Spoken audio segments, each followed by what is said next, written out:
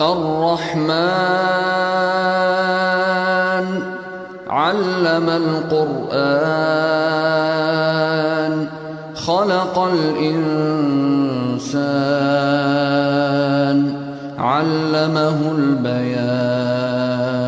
أعوذ بالله من شرور أنفسنا ومن سيئات أعمالنا، من يهده الله فلا مضل له ومن يضلل فلا هادي له، ونشهد أن لا إله إلا الله وحده لا شريك له، ونشهد أن سيدنا وسندنا ونبينا ومولانا محمدا عبده ورسوله، المبعوث إلى الأسود والأحمر، المنعوت بشرح الصدر ورفع الذكر، وصلى الله تعالى عليه وعلى آله وأصحابه أجمعين. اللهم صل على سيدنا ومولانا محمد وعلى آل سيدنا ومولانا محمد وأصحاب سيدنا ومولانا محمد، وبارك وسلم تسليما كثيرا كثيرا. أما بعد، فأعوذ بالله من الشيطان الرجيم. بسم الله الرحمن الرحيم. يا أيها الذين آمنوا لا يسخر قوم من قوم عسى أن يكونوا خيرا منهم، ولا نساء من نساء عسى أن يكن خيرا منهن، ولا تلمزوا أنفسكم ولا تنابزوا بالألقاب، بئس الاسم الفسوق بعد الإيمان، ومن لم يتب فأولئك هم الظالمون. صدق اللہ العظیم. میرے محترم بھائیوں اور بہنوں، ان آیات میں اللہ رب العزت ارشاد فرماتے ہیں، اے ایمان والو، لا یسخر قوم من قوم عسى ان یکونوا خیرا منہم. نہ تو مردوں کو مردوں پر ہنسنا چاہیے، کیا عجب کہ وہ ان سے بہتر ہوں، یعنی جن پر یہ ہنس رہے ہیں وہ ان سے بہتر ہوں. اور نہ ہی عورتوں کو عورتوں پر ہنسنا چاہیے، عسى ان یکن خیرا منہن، کیا عجب کہ وہ عورتیں ان سے بہتر ہوں، یعنی جن پر یہ ہنس رہی ہیں اللہ کے ہاں وہ عورتیں ان ہنسنے والیوں سے بہتر ہوں. ولا تلمزوا انفسکم، اور نہ ایک دوسرے کو طعنہ دو، ولا تنابزوا بالالقاب، اور نہ ہی ایک دوسرے کو برے لقب سے پکارو. بئس الاسم الفسوق بعد الایمان، ایمان لانے کے بعد گناہ کا نام لگنا ہی برا ہے. وَمَن لَّمْ يَتُبْ فَأُولَئِكَ هُمُ الظَّالِمُونَ، اور جو باز نہیں آئیں گے تو وہ ظلم کرنے والے ہیں. سورۃ الحجرات چل رہی ہے. شروع میں آپ نے سماعت فرمایا، یا ایھا الذین آمنوا لا تقدموا بین یدی اللہ ورسولہ واتقوا اللہ. یہاں سے آپ صلی اللہ علیہ وسلم کے حقوق اور آداب کا ذکر ہوا. اس کے بعد اہل ایمان کے حقوق اور آداب کا ذکر ہوا. اس کے بعد مسلمانوں کے اجتماعی اور جماعتی جو اصلاح کے احکام تھے ان کا بیان ہوا. ان آیات میں بھی آداب معاشرت کا ذکر ہے کہ مسلمانوں کے آپس کے حقوق کیا ہیں اور آداب معاشرت کیا ہے. ان آیات میں اللہ رب العزت نے ان کا ذکر فرمایا.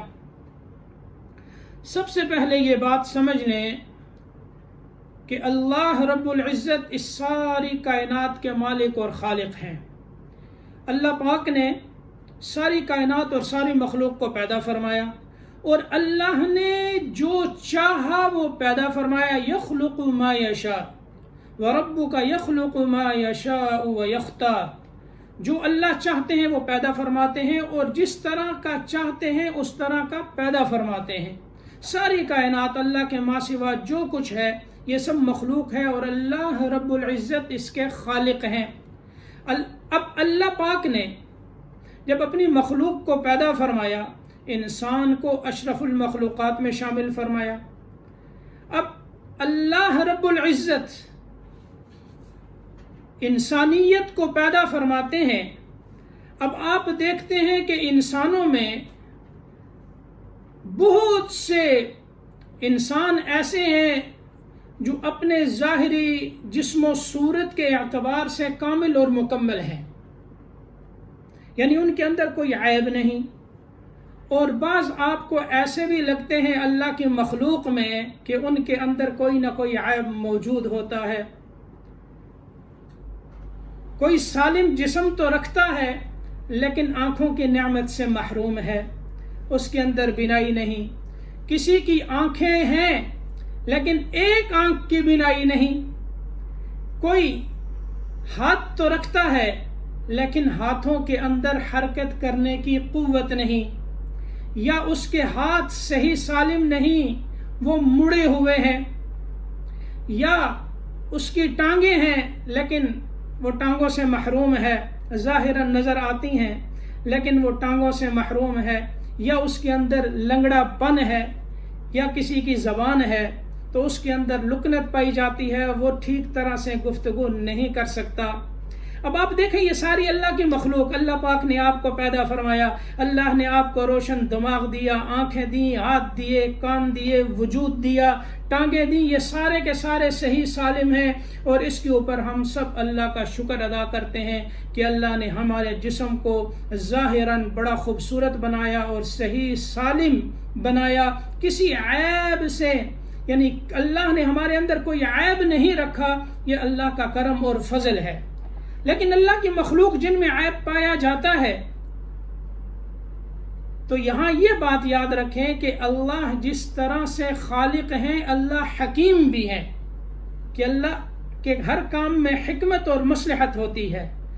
اب ایک شخص سے اللہ نے آنکھیں لے لیں، اس کو بینائی نہیں دی، اللہ نے اس کی آنکھوں کی بینائی کو سلب کر لیا، اس میں ضرور اللہ کی کوئی حکمت ہوگی، اور اس کو اللہ ہی بہتر جانتے ہیں۔ اللہ کی حکمتوں کا ہمارے لیے جاننا ضروری نہیں، اللہ اپنی حکمتوں کو خوب جانتے ہیں، وہ حکیم ہیں۔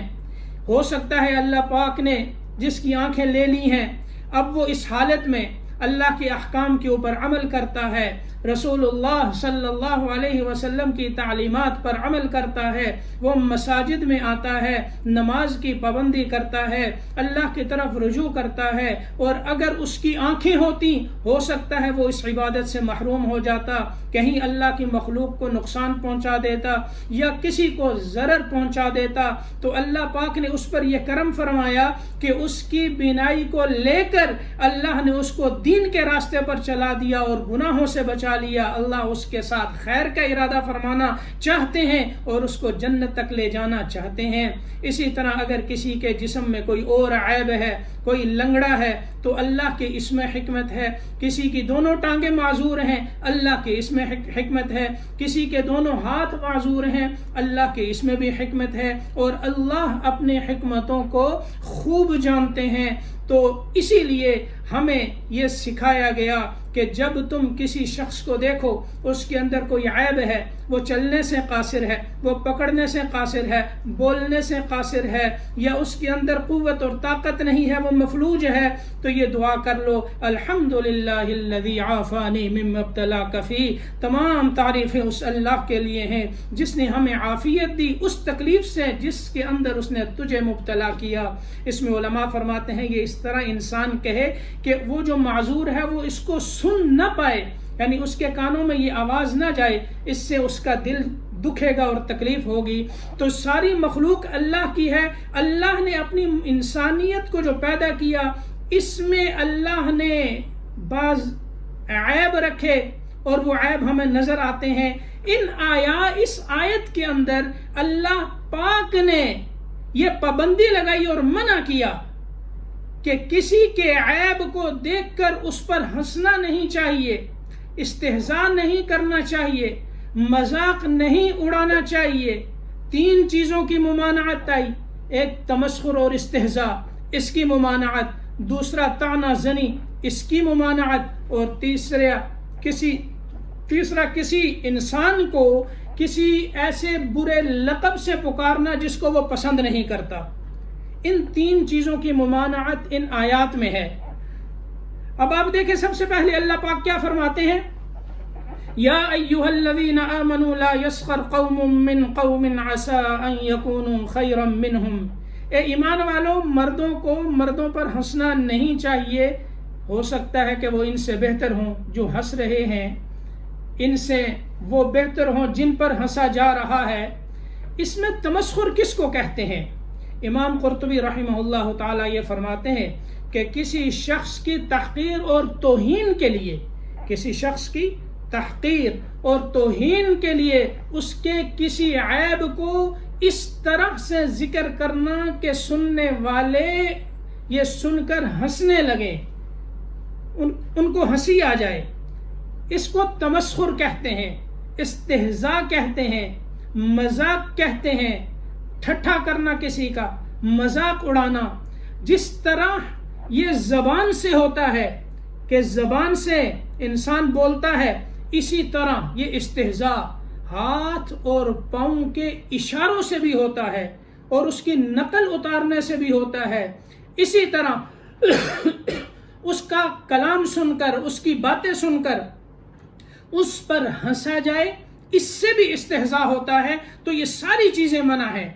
مثال کے طور پر دیکھیں، ایک شخص ہے، اس کی زبان میں لکنت نہیں، آپ بیٹھے ہیں، سارے اجتماع ہے اور اس میں دوسرے لوگ ہیں، اب ایک شخص اٹھتا ہے، وہ اس طرح سے بولتا ہے جس طرح وہ اٹک اٹک کر بولتا ہے، یعنی ایک ایسا شخص جو معذور ہے اور وہ اٹک اٹک کر گفتگو کرتا ہے، دوسرا شخص لوگوں کو ہنسانے کے لیے، اور دل کے اندر اس کی حقارت ہوتی ہے اور اس کی اہانت ہوتی ہے، تو وہ اس طرح سے لوگوں کے سامنے گفتگو کرتا ہے اور اس کی نقل اتارتا ہے جس سے لوگ ہنس جاتے ہیں۔ فرمایا یہ حرام ہے۔ اسی طرح ہاتھ پاؤں کو اس طرح سے بنا دینا کہ فلاں شخص ایسا ہے، اس کے ہاتھ ایسے ہیں، وہ یوں کرتا ہے، وہ چل نہیں سکتا، اس طرح کی حرکت، یہ استہزاء ہے، یہ حرام ہے اور منع ہے۔ اسی طرح اگر کوئی پاؤں سے معذور ہے یا لنگڑا ہے یا یہ ہے کہ وہ ٹھیک طرح سے چل نہیں پاتا، اس کی اس طرح سے نقل اتارنا یہ حرام ہے، جائز نہیں، اس کو اللہ نے منع فرمایا۔ لا یسخر قوم من قوم عسى۔ اب آپ یہاں دیکھیں، غور کریں، یہاں استہزاء کی اور مذاق کی کوئی بات نہیں، اس لیے کہ اللہ رب العزت وہ پیدا کرنے والے ہیں، اس کے اندر اگر کوئی عیب ہے اس عیب کو رکھنے والے اللہ پاک ہیں، اللہ نے وہ عیب رکھا ہے، اور اللہ نے کیوں رکھا ہے یہ اللہ جانتے ہیں، اس کی حکمتیں ہیں، لیکن تمہیں جو اللہ نے صحیح سالم بنایا ہے، تم ٹھیک ہو، سالم ہو، صحت مند ہو، اس پر استہزاء کرنے سے تمہیں ڈرنا چاہیے کہ ایسا نہ ہو کہ اللہ مجھے بھی اس طرح کر دیں، اللہ مجھے بھی اس جیسا بنا دیں، اللہ نے مجھے ہاتھوں کی قوت دی ہے، اگر میں اس کا استہزاء کرتا ہوں ایسا نہ ہو کہ میرے ہاتھ بھی اس جیسے بن جائیں، یا میری زبان کے جو بول ہیں وہ اسی جیسے بول ہو جائیں جس طرح ایک لکنت والے کے ہیں، اور وہ اٹک اٹک کر بولتا ہے، بولنے میں وہ تکلف کرتا ہے، اسے تکلیف ہوتی ہے، یا کوئی لنگڑا چلتا ہے تو اس کی اس طرح سے نقل اتارنے سے خود اس نقل اتارنے والے کو ڈرنا چاہیے کہ کہیں اللہ مجھے اس جیسا نہ بنا دیں۔ یہاں تک کہ اس میں اکابرین اور علماء جو گزرے ہیں اہل اللہ، وہ یہ فرماتے ہیں کہ اگر ہم کسی شخص کو اس طرح سے دیکھ لیں کہ وہ بکری کے تھنوں کے ساتھ منہ لگا کر دودھ پیتا ہے، اگر مجھے اس پر ہنسی آ جائے، مجھ پر ہنسی آ جائے تو مجھے یہ خوف ہوتا ہے کہ اللہ مجھے ہی ایسا نہ بنا دیں. یہ عمر بن شرحبیل نے کہا. اسی طرح حضرت عبداللہ ابن مسعود رضی اللہ تعالی عنہما وہ یہ فرماتے ہیں کہ اگر میں کسی شخص کے بارے میں یعنی کسی کو جانور کہہ دوں تو مجھے یہ ڈر ہوتا ہے کہ کہیں اللہ مجھے ہی جانور نہ بنا دے. یعنی یہ خطرے کی بات ہے. کسی کا استہزاء اور مذاق یہ کوئی معمولی چیز نہیں. سب سے پہلے تو حرام ہے. دوسرا، اللہ نے جو نعمتیں تم پر برسائی ہیں، کیا اللہ کی نعمتوں کی یہ کفران نعمت کرتے ہو؟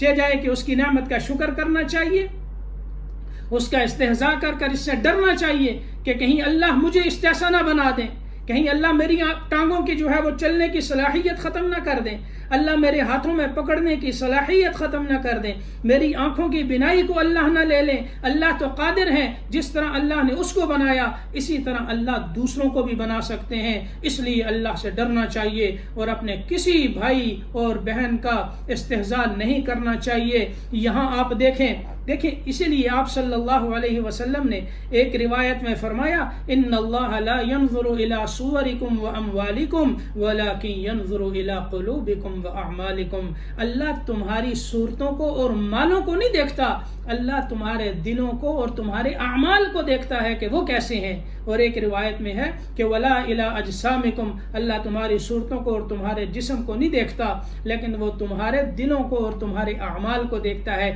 اللہ یہ دیکھتے ہیں کہ تمہارے عمل کیسے ہیں، کیونکہ ساری اللہ کی مخلوق ہے، اللہ پیدا کرنے والے ہیں. جس طرح آگے آ رہا ہے ان اکرمکم عند اللہ اتقاکم، اگر تم اللہ کے ہاں باعزت بننا چاہتے ہو تو اپنے دل کے اندر تقوی پیدا کرنا ہوگا.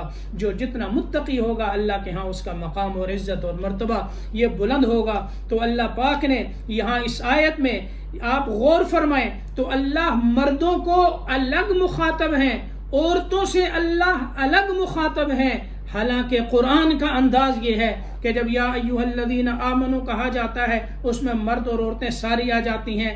اس کے بعد جب قوم کا ذکر قرآن پاک میں ہے اس میں مردوں کو خطاب ہوتا ہے لیکن عورتیں مجازن اس کے اندر آ جاتی ہیں.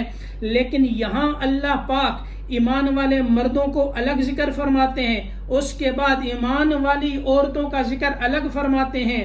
یہاں یہ بات بھی سمجھ لیں کہ جب قرآن میں خطاب یا ایھا الذین آمنوا سے ہوتا ہے تو باقی جتنے انسان ہیں کافر جتنے ہیں وہ سارے کے سارے نکل جاتے ہیں، اس میں صرف اہل ایمان آ جاتے ہیں. تو اللہ پاک اپنوں کو مخاطب ہیں اور ان کو اللہ پاک یہ فرما رہے ہیں اے ایمان والو لا یسخر قوم من قوم عسى ان یکونوا خیرا منہم.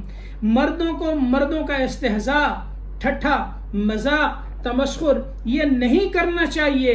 کیوں؟ عسى ان یکونوا خیرا منہم. تمہیں کیا پتا کہ اللہ کے ہاں ان کی کیا شان ہے، تم کیا جانو اللہ کے ہاں ان کا کیا مقام ہے.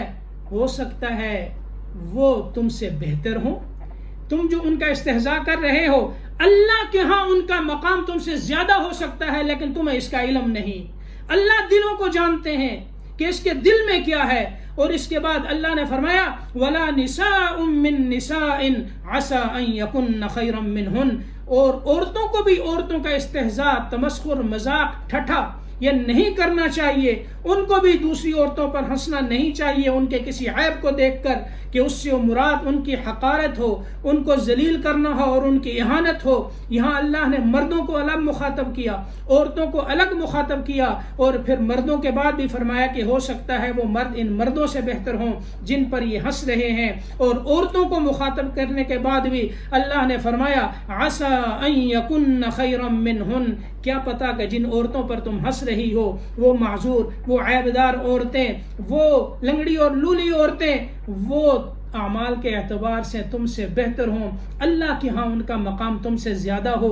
تمہیں اس کا پتہ ہے؟ تمہیں اس کا پتہ نہیں تو پھر کیوں ان کا استہزاء کرتی ہو؟ اللہ دیکھتا ہے تمہارے دلوں کو. ان کے دل اللہ کے ہاں ان کے دل جو ہے وہ تقوی سے بھرے ہوئے ہوں اور اللہ کے ہاں ان کا مقام تم سے زیادہ ہو. اس کا علم تمہیں نہیں، اللہ کو ہے. اس لیے نہ تو مردوں کے ساتھ استہزاء اور نہ عورتوں کو عورتوں کے ساتھ استہزاء کرنا چاہیے. یہاں یہ بات بھی سمجھ لیں کہ اس کا یہ مطلب نہیں. کیوں؟ دیکھیں جیسے اللہ فرماتے ہیں مردوں کو مردوں کے ساتھ استہزاء نہیں کرنا چاہیے. عورتوں کو بھی عورتوں کے ساتھ استہزاء نہیں کرنا چاہیے. اس کا یہ مطلب نہیں کہ مرد عورتوں کے ساتھ کر سکتے ہیں اور عورتیں مردوں کے ساتھ کر سکتی ہیں، یعنی ان کے عیبوں کو بیان کیا جا سکتا ہے، یہ مطلب نہیں. یہاں اللہ پاک مردوں کو اور عورتوں کو الگ الگ ذکر فرماتے ہیں، اس لیے کہ مردوں اور عورتوں کا اختلاط آپس میں یعنی شرعی طور پر حرام ہے، ناجائز ہے.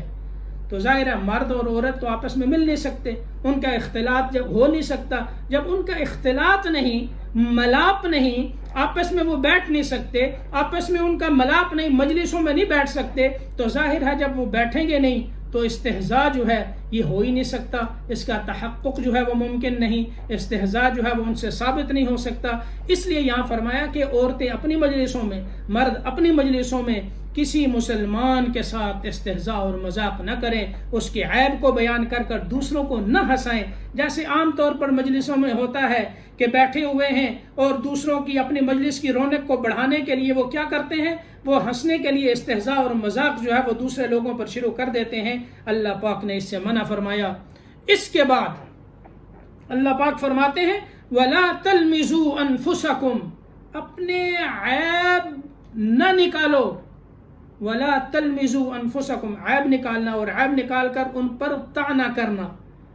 اپنے عیب نہ نکالو، کیا مطلب؟ یہ ایسے ہی ہے جیسے اللہ پاک فرماتے ہیں وَلَا تَقْتُلُوا أَنفُسَكُمْ، تم اپنے آپ کو قتل نہ کرو، اپنے آپ کو قتل نہ کرو. کیا مطلب؟ یعنی جب انسان ایک آدمی کسی دوسرے کو قتل کرتا ہے تو ظاہر ہے جب یہ کسی کو قتل کرے گا تو جو مقتول ہے اس کی طرف سے لوگ آئیں گے، اس کو قتل کر دیں گے، تو یہ خود اپنے قتل کا سبب بن جاتا ہے. اس لیے اللہ پاک نے منع فرمایا کہ اپنے آپ کو قتل نہ کرو. دوسروں کو قتل کرو گے تو کیا ہوگا؟ وہ تمہیں قتل کر دیں گے، یہ اپنے آپ کو قتل کرنا ہوا. اسی طرح دوسروں کے عیبوں کو بیان نہ کرو، تم ان کے عیبوں کو بیان کرو گے وہ تمہارے عیبوں کو بیان کرے گا. تو انسان جو ہے کوئی بھی ہو وہ عیبوں سے خالی نہیں ہوتا، اس کے اندر عیب ہوتے ہیں.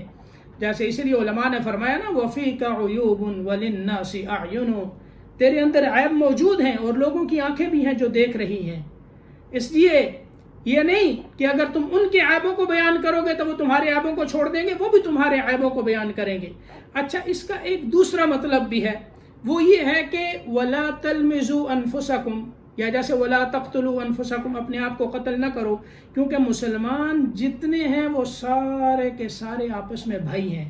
تو ظاہر ہے کسی مسلمان کو قتل کرنا وہ اپنے آپ کو قتل کرنا ہے.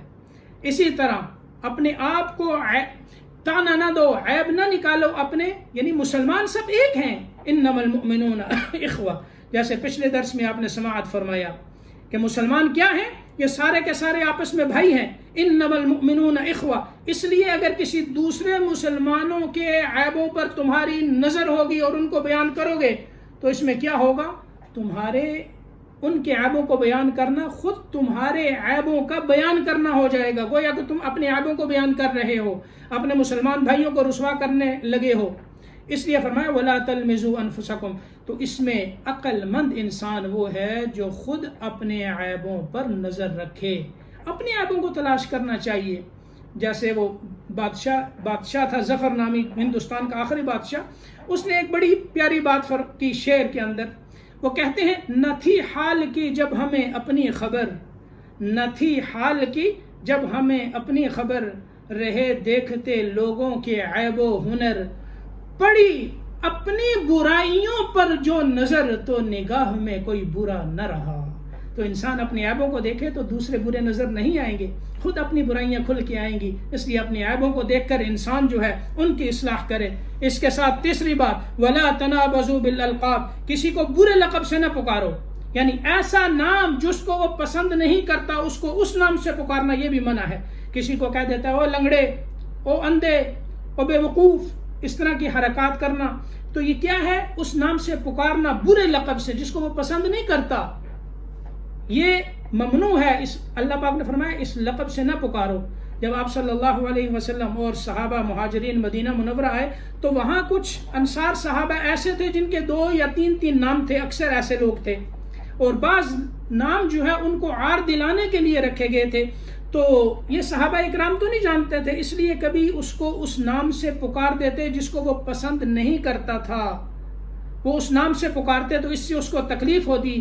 تو پھر آپ صلی اللہ علیہ وسلم کو بتایا گیا کہ یا رسول اللہ، یہ جس نام سے پکارتا ہے اس نام سے ہمیں جو ہے یہ ہمارا استہزاء ہوتا ہے. تو اس پر یہ آیات نازل ہوئیں وَلَا تَنَابَزُوا بِالْأَلْقَابِ، اور حکم سب کے لیے ہے کہ کوئی کسی کے عیبوں کو جو ہے اس لقب سے نہ پکارے جو لقب اس کو پسند نہ ہو اور جو برا ہو.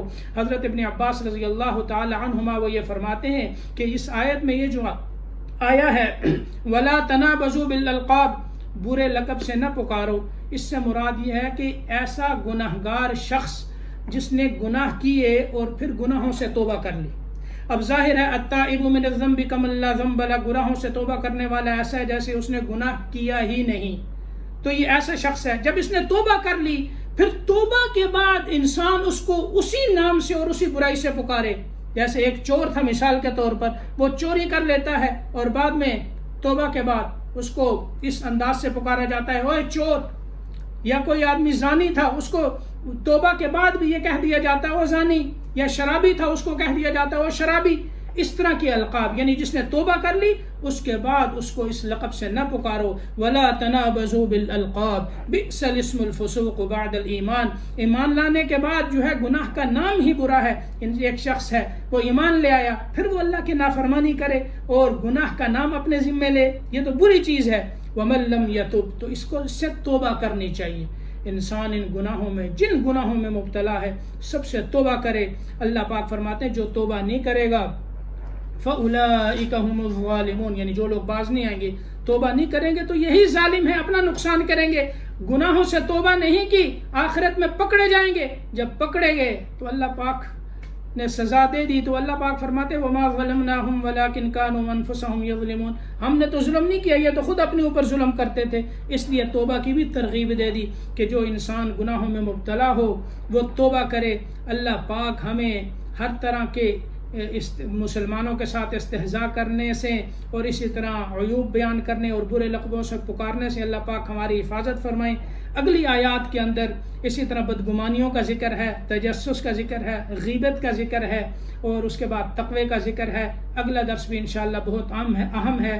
یہ وہ آداب ہیں جن سے آج ہم ناواقف ہیں اور اپنی مجلسوں میں ہم انہیں بکثرت کرتے ہیں. اللہ پاک ہماری اصلاح فرمائے اور توبہ کی توفیق نصیب فرمائے اور ہم سب کے حال پر اللہ پاک جو ہے وہ رحم فرمائے. تو اگلے درس میں بھی آپ شامل ہوں انشاءاللہ. پیر والے دن اور بدھ والے دن جو ہے تصحیح کا، قرات کی تصحیح کا درس ہوتا ہے. یہ بھی بڑے حضرات کے لیے ہے، یہ کوئی بچوں کے لیے نہیں ہے. تو یہ نہیں کہ آپ یہ سمجھتے ہوں کہ بھئی یہ چھوٹے بچوں کے لیے ہے، یہ تمام مسلمانوں کے لیے ہے جہاں بھی ہوں. وہ سن کر جو ہے وہ اپنے ان قرآن پاک کی تصحیح کر سکتے ہیں. اللہ پاک ہمارا بیٹھنا سننا اور قبول فرمائے اور اس پر اللہ پاک عمل کی توفیق نصیب فرمائے اور اعمال کے اندر اللہ پاک اخلاص نصیب فرمائے. الحمدللہ رب العالمین. اللهم صل على محمد وعلى آله وصحبه أجمعين. اللهم اغفر لنا ذنوبنا وتب علينا إنك أنت التواب الرحيم. اللهم آت نفوسنا تقواها وزكها أنت خير من زكاها أنت وليها ومولاها. اللهم اغفر لنا ولوالدينا ولمشائخنا ولمعلمينا ولمن له حق علينا وللمؤمنين والمؤمنات والمسلمين والمسلمات الأحياء منهم والأموات إنك سميع مجيب الدعوات. اللهم إنا نسألك من خير ما سألك منه عبدك ونبيك محمد صلى الله عليه وسلم ونعوذ بك من شر ما استعاذك منه عبدك ونبيك محمد صلى الله عليه وسلم وأنت المستعان وعليك البلاغ ولا حول ولا قوة إلا بالله. جزا الله عنا محمدا ما هو أهله صلى الله تعالى عليه وعلى آله وأصحابه أجمعين برحمتك يا أرحم الراحمين.